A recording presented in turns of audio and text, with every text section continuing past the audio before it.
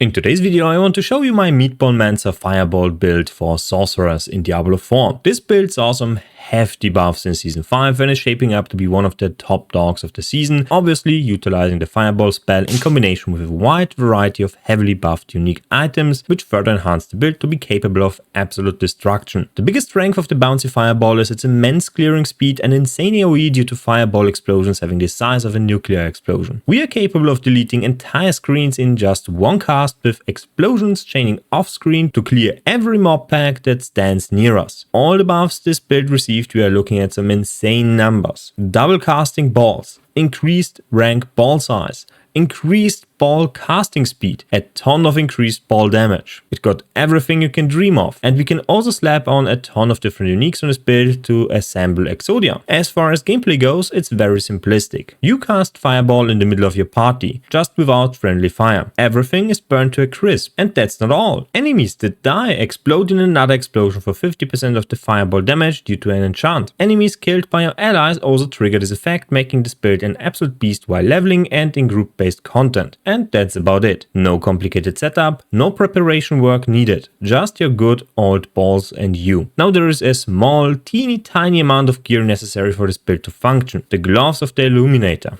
A unique item. Now, I know you want to click away from the video because you need a unique item to play the build, but that's actually not entirely true. You can perfectly fine just throw around fireballs and blast through your game and be on your way. It is going to be a little bit inefficient, but that's okay. But there is a shining savior on the horizon. Season 5 brings more than just buffs. It enables you to target farm unique items by gambling gloves at the gambler. You can also find them in chests in hell tides and have multiple chances with reputation rewards to gain access to them very early on. World Tier 1 and World Tier 2 both drop them now. Another item that is incredible for this build is the Staff of Endless Rage, which lets you cast 2 additional fireballs every third cast. This item can also be obtained very early on, just like the gloves. Both items synergize very well with each other, allowing you to gain upwards of 810% additional damage every third cast, with double cast chance. So you're basically constantly flooding the screen with fireballs. Amazing, incredible, ball-tastic. If this sounds like something you might enjoy, stick around and let's have a look at the planner, my subscribe and like button. You can read up on everything in a detailed written guide with multiple tabs for each stage of the game. This will give you the perfect progression to truly complete your ball game. And you can also find the Firewall build in the planner until you grab your uniques. Anyway, let's go over everything that is important. Now, in the planner you can find 2 leveling sections, one for the level 1 to 70 leveling with the Fireball spell and one for the Firewall. Both have significant changes. For Firewall we are going to utilize Arc Lash as well as Firewall, so you're going to run around and cast those 2 spells constantly and teleport around, use a Flame Shield, use your Ice Armor and Frost Nova to get some defenses in. We are still going to utilize the Fireball enchant because it's so busted. It's going to be incredible for clearing overworld content, especially in hell tides, so that's something you want to look out for. Now, Fireball has the requirement of Gloves of Illuminator here. This item will slightly change with the new season. It is going to be much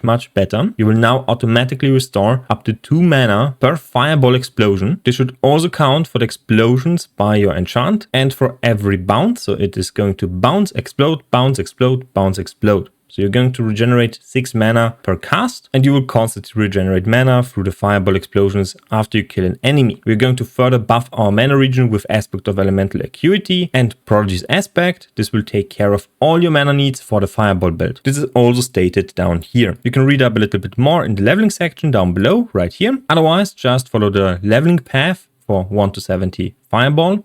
Pick up Fireball, max with Fireball, then pick up Teleport, Ice Armor, Flame Shield and Frost Nova, get the improvements, then focus on your passives until you get to Oasis Ferocity, pick this keystone and finish up the build with more passives and a few ranks in Teleport. One important note, during leveling you want to pick up Warmth. This one will heal you significantly, but it's also getting buffed. However, the heal is only active every second. So if you nuke an enemy in less than 1 second after applying your buff with the Fireball enchant, you're not going to heal anything. It is still a little bit bit of healing, especially during leveling. When you're fighting a boss, it's really nice to have, but while you're blasting and one-shotting everything, you're not going to heal anything. As for the stats, during leveling, you want to have generic stuff like movement speed, crit chance, attack speed, resource cost reduction, and most importantly, grab the unique items like Gloves of the Illuminator and later the Staff of Endless Rage. Now for the temper, pick up the lucky hit chance to deal physical or fire damage or lightning damage, doesn't matter. Roll it one time, have it on your weapon and go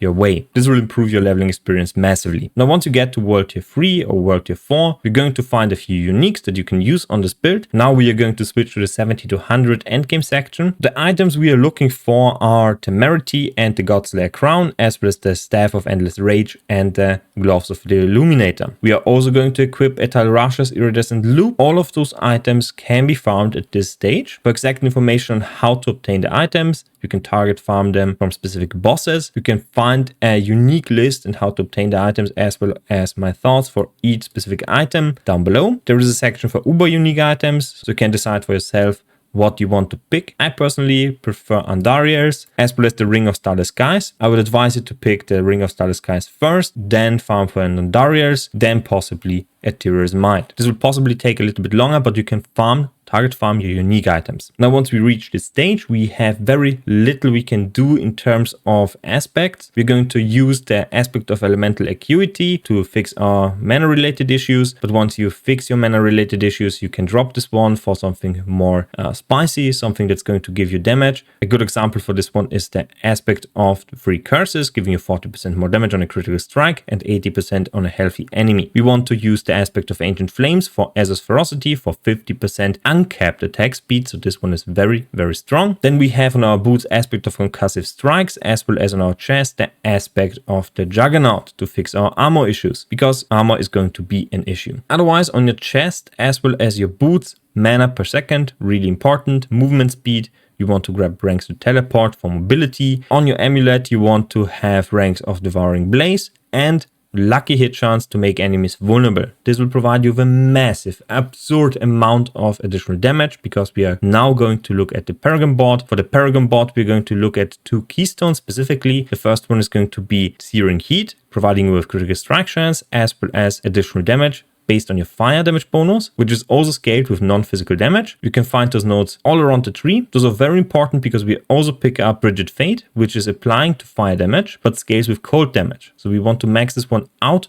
with non-physical damage. And we want to make enemies vulnerable to profiteer from this one. So those 2 are the big multipliers in the skill tree. Otherwise, we're going to pick up the Glyphs Enchanter for non-physical damage and additional maximum resistance. Then we pick up Unleash. Unleash is getting buffed. So after spending 50 mana, we now apply an 8% damage buff and 25% mana regeneration buff, which is huge. Then we pick up Flame Feeder, we pick up Pyromaniac, and lastly Destruction. Once you get the keynotes, just finish up the tree with those branches right here, and right here. As for the skill tree, nothing changed. It's basically the same, except we are now going to pick up Ice Blades instead of Frost Nova. Ice Blades is here to proc our ice damage. Teleport is here to proc our lightning damage. And we have fire damage. So we are profiteering from Talrasha's Iridescent Loop, which is now providing us with 60% more damage. This item got also a hefty buff and can now scale to up to 80%. But we need to proc poison damage or shadow damage, and this is not entirely possible with this build at this stage. For this, we are going to have a look at the Exodia version, because we now have access to Andariels Visage, which will proc a Poison Nova, which will proc Iridescent's 4th stack. We now have 80% more damage here. We get 30% attack speed, we get life on hit, and we hit a ton of times. We have maximum poison resistant and all stats. We maxed out our poison resistance completely. This will negate all poison damage in the game basically for us, because we now have like around 80 poison resistance, which is immense. We have constant barrier uptime because of Temerity, because we are constantly healing on every hit, which is insane. This one basically doubles your health. A well-rolled Temerity can now reach up to 100% maximum life as barrier for up to 8 seconds. We have Tyrell's Might. The new Tyrell's Might will increase your maximum resistance by 7.5, give you 60 all elemental resistance, 20% damage reduction. So it's amazing. And the Ring of Starless Skies gives you lucky hit chance, crit strike chance, attack speed, and core skill levels, which scale very nicely with the Staff of Endless Rage, as well as the Gloves of Illuminator, which also give you ranks to Fireball.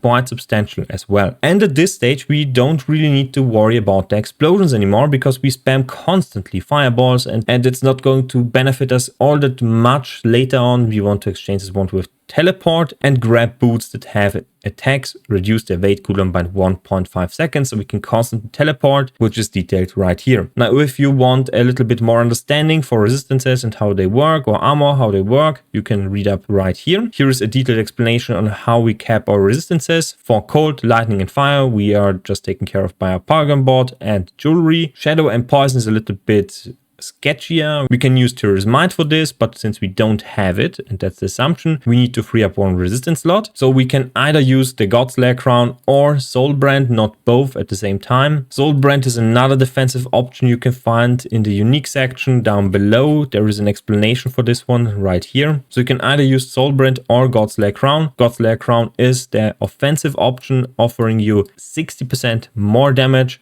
versus basically all enemies. Not all the time. There is a 12-second cooldown, but for 3 seconds for burst damage, it's amazing. Especially since it procs on damage to bosses, not on CC to bosses. So this one will be a massive boost to boss damage. Otherwise, use a rare helmet and cap your resistances. You need to cap your resistances, otherwise you are going to get one-shot constantly. So why are we not using Harlequin Crest? That's 4 additional ranks to our Fireball, because with the new staff we get like 6 ranks on the gloves, 6 ranks on the staff, we get 2 for the Starless Skies ring, and we can masterwork those. So we are at plus 15 ranks, which is not all that great. It scales off of the base damage, so it's not multiplicative. Each rank is going to contribute less and less to the more multiplier, and Andariels will provide us with a ton of attack speed, and additionally it will scale Tide Russia's iridescent loop, which is just better because we multiply our base damage with another more multiplier that's going to be bigger. If we make a more multiplier bigger and bigger and bigger, but don't increase the more multipliers of other sources, we are stuck with less damage than we would have when we distributed the more multipliers more evenly. For the Season 5 changes, you can read them up here. Those are extracted from the patch notes. Everything that is important for the build you can find down below here. This includes the Unleash Glyph, Frigid Fate, cap is at 60, Searing Heat, caps at 60. So those are also scaling much better with cold damage, fire damage, or non-physical damage. So those are really easy to cap. Warmth will get a buff, a pretty significant one. Teleport is nerfed, Ice Armor is buff nerfed, Fireball got a little bit more damage, and that's about it. As for scaling the damage, here is a detailed explanation here, but we scale Frigid Fate and we scale Searing Heat with non-physical damage and fire damage. Now, if you are in need of a different build, I also updated the Rogue build for Victimize and the Druid build for the Sundering Cataclysm build. So we are utilizing Cataclysm and we are utilizing Earth Spike,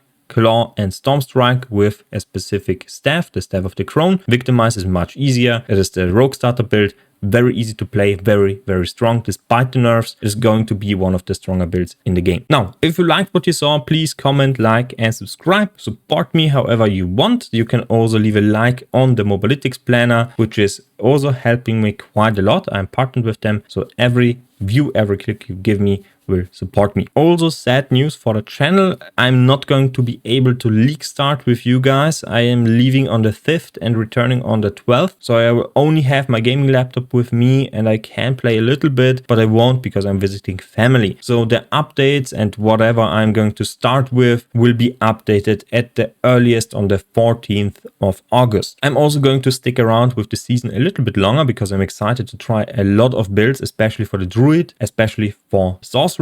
And if you have any questions, you can also ask them in my Discord. I'm going to answer them whenever I can. So see you next time and bye.